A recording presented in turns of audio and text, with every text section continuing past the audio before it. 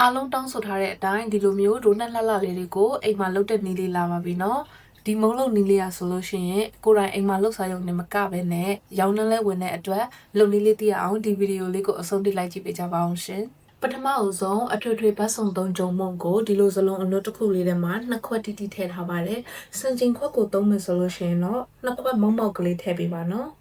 ပြီးလို့ရှိရင်တော့နွားနို့ကိုထမင်းစားစွန်းနဲ့73စွန်းစာထည့်ပေးလိုက်ပါတယ်ပြီးရင်တကြားကိုထမင်းစားစွန်းနဲ့2စွန်းဒီနေရာမှာလေးလေးပင်ပင်စားခြင်းနဲ့ဆိုလို့ရှိရင်တော့စားလေးအနှဲငယ်ထည့်ပေးလို့ရပါတယ်နော်သူ့ရဲ့ဆင်းဆင်းချိုချိုရတာလေးလို့ချင်းတော့စားထည့်စရာမလိုပါဘူးရှင်ပွားစည်းအတွက်ကိုတော့ဒီလိုမျိုး instant yeast ဆိုတာလေးကိုရှာပြီးတော့ဝယ်ပါတကယ်လို့ဝယ်လို့မရဘူးအခြား yeast တွေပဲရတယ်ဆိုလို့ရှိရင်တော့ comment မှာရေးခဲ့ပေးပါ activate လုပ်နေလေးပြပြပေးပါမယ်နော်သူ့ကိုလက်ဖက်စားစွန်းနဲ့မုံမောက်ကလေးတစ်စုံစားထည့်ပါမယ်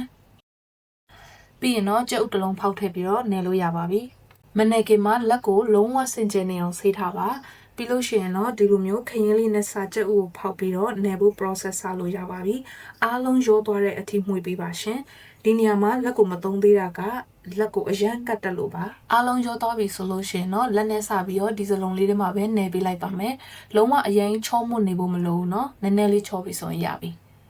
အခုဗီဒီယိုပြန်ကြည့်လိုက်တာသူ့နေတဲ့ကြာချိန်က10မိနစ်လောက်ပဲရှိရပေါ့နော်ဒီလိုမျိုးလေးအနေထားရောက်ပြီဆိုလို့ရှိရင်တော့သူ့ကိုဘေးမှာခဏဖယ်ထားပေးလိုက်မယ်ပြီးရင်ကိုဒိုးနဲ့မနေရာလေးကိုတေချာတန့်ရှင်းလုပ်ပါမယ်ဒီနေရာမှာညစ်ပတ်နေတဲ့ဇပွဲတို့စစ်နီတုံးတို့ပုံမှာမလုပ်ပါနဲ့နော်ဒိုးကအယောင်ပြောင်းသွားလိမ့်မယ်ပြီးလို့ရှိရင်တော့ဒီဒိုးရဲကိုထောပတ်ထမင်းစားစုံနဲ့2စွန်းစာထည့်ပြီးတော့တခါတည်းနေပါမယ်နော်ထောပတ်ကိုရေခဲတစ်တာတွေကထုတ်ခါစားမာနေတဲ့ထောပတ်လည်းမသုံးနဲ့ပြီးရင်အရေပျော်နေတဲ့ထောပတ်လည်းမသုံးနဲ့ဒီလိုမျိုးပျော့ပျော့ဤအနေထားလေးဆိုရင်နေလို့ကောင်းတယ်နော်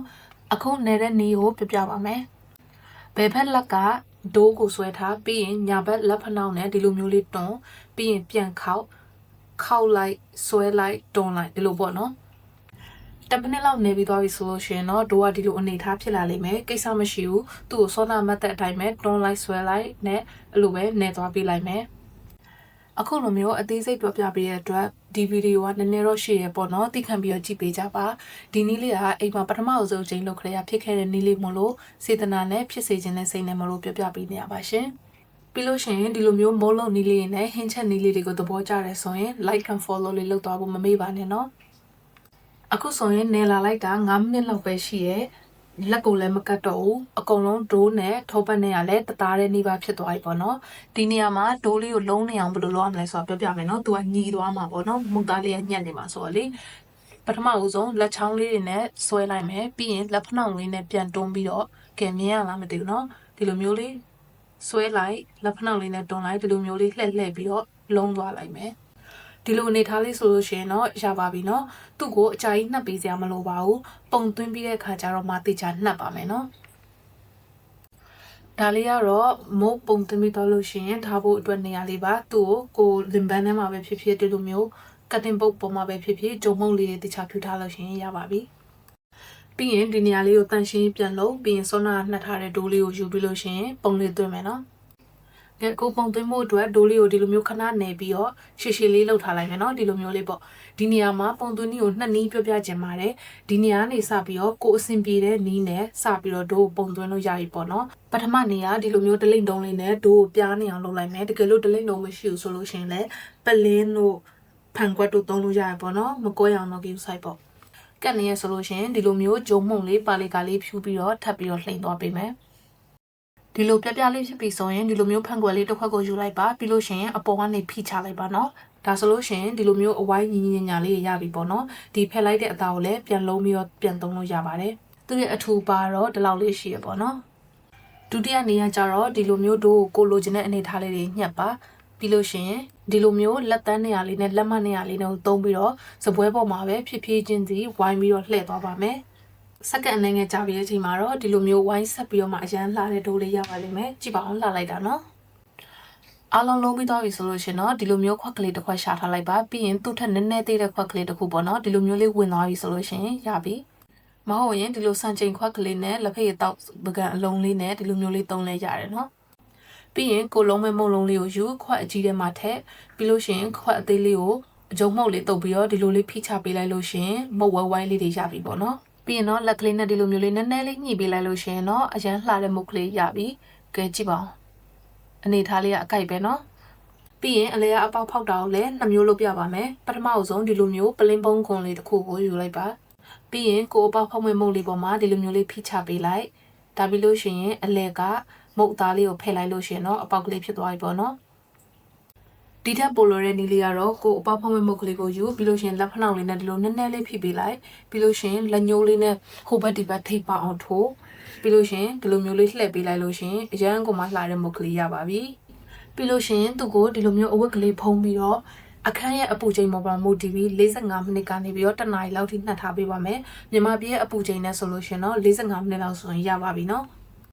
ကဲအခု45မိနစ်လေးပြည့်သွားပြီဆိုတော့ဖွင့်ကြည့်လိုက်မယ်တစ်ခါမှဖွင့်မကြည့်ရသေးဘူးရေအရန်ခုန်နေပြီနော်လှလိုက်တာနော်ဒီနေရာမှာကြော်ဖို့အစင်သင့်ဖြစ်မဖြစ်ကိုအချိန်ကိုကြည့်တာထက်ဒိုးရဲ့အခြေအနေကိုကြည့်ပါမယ်ဒီလိုကြည့်ဖို့အတွက်ကိုပထမဆုံးဒိုးမှာလက်ညှိုးလေးနဲ့ထိုးကြည့်လိုက်ပါချက်ချင်းပြန်ပြီးတော့ကန်ထွက်လာမယ်ဆိုလို့ရှိရင်တော့ကြော်လို့အစင်သင့်ဖြစ်ပါပြီမထွက်သေးဘူးဆိုလို့ရှိရင်တော့ခဏထပ်ပြီးတော့စောင့်ပေးလိုက်ပါကဲကြော်ဖို့အတွက်ကိုစီကိုအပူပေးထားပါပြီဒီနေရာမှာမီးကအလဲအလက်ဖြစ်နေမှရပါမယ်နော်မီးများလို့ရှိရင်အပြင်ကတူးပြီးတော့အထက်ကမချက်ပဲဖြစ်တယ်မီးနဲလို့ရှင်တော့ပြင်းတွတ်တွတ်ရွတ်တွတ်တိုင်းနဲ့ဆောက်လို့မကောင်းတော့ပါဘူးเนาะဒိုနတ်ကိုထည့်လိုက်တဲ့အချိန်မှာသူ့ရဲ့ဘေးမှာဒီလိုပူစူပေါင်းတေးသေးလေးထားလာပြီဆိုလို့ရှင်เนาะဒီ temperature အကိုက်ပဲပေါ့เนาะသူ့ကိုမီးထက်လည်းမများစေနဲ့နဲလည်းမနဲစေနဲ့သူ့ကိုမီးလေးညှိပြီးတဲ့အခါကျတော့ဆက်ပြီးတော့ကြော်သွားပေးမယ်ဒီနေရာမှာသူ့ကိုတူနဲ့သွားထိုးတာတို့ရောင်းမနဲ့ကော်တာတို့မလုပ်နဲ့เนาะဒီလိုမျိုးကိုလိုချင်တဲ့အယောင်ရွှေအိုရောင်လေးရပြီဆိုတဲ့အခါကျတော့မှဟိုဘက်ဒီဘက်ကိုတူနဲ့တတလေးလှန်ပေးလိုက်မယ်။သူကအကြိုက်ကြော်စရာမလိုဘူး။ဒီမီအနေထားနဲ့ပဲ45စက္ကန့်လောက်ကြော်ပြီးလို့ရှိရင်ရပြီဆယ်ထားလို့ရပါပြီနော်။ကဲဒီလိုမျိုးအားလုံးကြော်ပြီးသွားပြီဆိုလို့ရှိရင်တော့အချိုမစားတဲ့လူတွေဒီနေရာမှာနေရက်ပြီးတော့စားလို့ရပါတယ်။ဒိုနတ်ကသူ့ကြည့်ပဲဆိုလို့ရှိရင်အရင်မချိုးဘူးပေါ့နော်။သူ့ရဲ့ချိုးတဲ့တကြားတော်တော်များများကအလှဆင်တဲ့စီကနေပြီးတော့လာတာဖြစ်ပါတယ်။ကဲဒါဆိုလို့ရှိရင်အလှဆင်တဲ့ဘက်ကိုဆက်ပြီးတော့ကြည့်ကြမယ်နော်။အလှဆင်တဲ့နေရာမှာသုံးဖို့ဒီလိုမျိုး icing sugar လေးလိုပါတယ်။သူကပုံမှန်တကြားတွေနဲ့မတူပါဘူးเนาะ။ကိုယ့်အိမ်မှာကိုလည်းအမှုန့်ကျိတ်လို့ရပါတယ်။ဒီဗီဒီယိုရှေ့မှာဆိုလို့မပြတော့ဘူး။သိချင်ရင်တော့ comment မှာရေးခဲ့ပေးပါ။လုံနည်းလေးပြပြပေးပါမယ်เนาะ။ပြီးလို့ရှိရင်တော့ဒီလိုမျိုးကိုသုံးမဲ့အရာအတိုင်းပကံလေးတွေကိုပြင်ဆင်ထားလိုက်မယ်ပြီးလို့ရှိရင်ကိုသုံးမဲ့အရာတစ်စက်နှစ်ဆက်စီပဲဒီပကံလေးတွေမှာထည့်ထားပေးလိုက်မယ်ကျမရဲ့အတွက်အရာကိုတော့တစ်စိတ်ကောင်းတာလေးပဲသုံးပါနော်အလှစမို့အတွက်ဒီဘိုင်းလွတ်ထဲမှာနွားနုတ်ကိုစံချိန်ခွန်းနဲ့တစ်ခွက်ထောပတ်ကိုထမင်းစားစွန်းနဲ့တစ်စွန်းပြီးရင် icing sugar ကိုထမင်းစားစွန်းနဲ့5စွန်းဒါကတော့ vanilla powder ဖြစ်ပါတယ်မထည့်ရင်လည်းဘာမှမဖြစ်ပါဘူးเนาะပြီးရင်အားလုံးကိုစူပွက်လာအောင်ကြိုပေးလိုက်ပါမယ်3မိနစ်ကနေ5မိနစ်လောက်မီးအလဲလဲနဲ့ကြိုပြီးတော့ဒီလိုအနေထားလေးရောက်ပြီဆိုရင်တော့ရပါပြီပြီးရင်သူ့ကိုဆောနာကအယောင်ထည့်ထားတဲ့ခွက်ကလေးတွေထဲမှာထမင်းစားစွန်းတစ်စုံခွဲစီလောက်အညီအမျှထည့်ပေးလိုက်ပါတယ်အိုးထဲမှာလည်းနည်းနည်းလေးခြံထားပေးပါနော်ချောကလက်လုပ်ဖို့အတွက်ပါပြီးရင်ဒီအယောင်တွေကိုမှွေပေးလိုက်ပါတယ်အယောင်တစ်ယောင်နဲ့တစ်ယောင်ကြားထဲမှာဇွန်းလေးကိုရေလေးနဲ့ကျင်ပေးပါနော်အယောင်တွေရောတော့မှဆိုလို့ပါဒီအိုးကတ်ကြံတဲ့ကြားတွေကိုချောကလက်အစိလေးတွေထည့်လိုက်ပါတယ်ချောကလက်အစိမရှိဘူးဆိုလို့ရှိရင်လည်းဈေးတွေကဝယ်လာတဲ့ချောကလက်ကိုနုတ်ကလေးဆင်းပြီးတော့ထည့်လို့ရပါတယ်နော်မီးလေးမြင်းမြင်းလေးဖွင့်ပြီးတော့ဒီလိုလေးကြိုပေးလိုက်တာချောကလက်ပျော်သွားလို့ရှိရင်ရပါပြီမကြပါဘူးเนาะခဏလေးပဲကြိုရတာပါပြီးလို့ရှိရင်တော့ဒိုနတ်လေးတစ်ခုကိုယူပြီးတော့ဒီလိုမျိုးလေးလှိမ့်ပေးလိုက်လို့ရှိရင်ချောကလက်ဒိုနတ်လေးရပါပြီပြီးရင်အခြားကျန်ခဲ့တဲ့ဒိုနတ်တွေကိုလည်းဒီအယောင်တကြားထဲမှာဒီလိုမျိုးလေးနှစ်ပေးလိုက်လို့ရှိရင်တော့ရပါပြီเนาะပြီးရင်ဒီလို sprinkle လေးတွေကိုလည်းအပေါ်ကနေပြီးတော့ကိုယ်စိတ်ကြိုက်ဖြူပေးလိုက်ပါမယ်တကယ်လို့ကိုမှအလှဆင်ဖို့အတွက် icing sugar လည်းမရှိဘူး sprinkle လည်းမရှိဘူးအယောင်လည်းမရှိဘူးဆိုလို့ရှိရင်တော့တကြားကိုဒီလိုမျိုးပကံပြားလေးပေါ်မှာဖြန့်ပေးလိုက်ပါပြီးလို့ရှိရင်ကြော်ပြီးကစားဒိုနတ်ကလေးတွေကိုဟိုဘက်ဒီဘက်ဒီလိုတကြားလေးကပ်ပေးလိုက်လို့ရှိရင်တော့ sugar donut ကလေးရပါပြီเนาะမဟုတ်လို့ရှိရင်တော့အလွယ်ဝယ်ယူလို့ရတဲ့ချောကလက်နဲ့ပဲ chocolate donut လောက်စားလို့ရပါတယ်ရှင်ကဲကြည့်ပါအောင်လှလိုက်တာเนาะအရန်ကိုမှနုညံ့အိဆက်ပြီးတော့ဆိုင်ကဝယ်စားတဲ့အထက်အများကြီးပိုကောင်းပါတယ်အဆုံးထိကြည့်ပြီးတဲ့အတွက်ကျေးဇူးအများကြီးတင်ပါတယ်အိမ်မှာလည်းလှုပ်စားကြည့်เนาะဒီဗီဒီယိုလေးကိုလည်း like and share လေးလုပ်သွားဖို့မမေ့ပါနဲ့ရှင်နောက်ဗီဒီယိုကြီးကျမှပြန်တွေ့ကြမယ်တတ်တာ